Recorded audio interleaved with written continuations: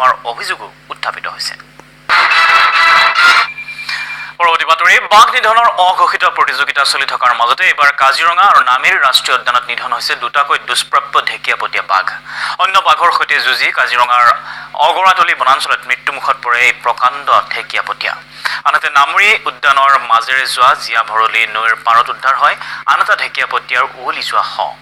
বাৰ্ধক্যজনিত কাৰণতে এই বাঘটোৰ মৃত্যু হোৱা বুলি নামেৰিৰ বনকৰ্মীয়ে DY 365ক জানিবলৈ দিছে আৰু বাঘটোৰ মৰণোত্তৰ পৰীক্ষা কৰি নামেৰি উদ্যানতে শ দাহ কৰে বনকৰ্মীয়ে।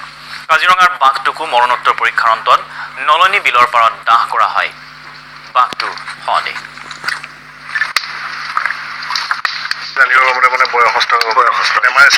বেমাৰটো তেনেকৈ নাই, অলপ বয়স হৈছে কাৰণ তাৰ দাঁতবিলাক খালি গম পোৱা যায়, দাঁতবিলাক খাই গৈছে।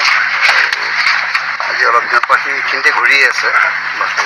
কিন্তু ধৰক এতিয়া ময়ো 2-3 দিনৰ আগত আহি মই ইয়াত আনিছোঁ, এইখিনিলৈকে মই নামি পেলাই চাইছোঁ পানী চানী তেতিয়ালৈকে আমি অনুষ্ঠিত 63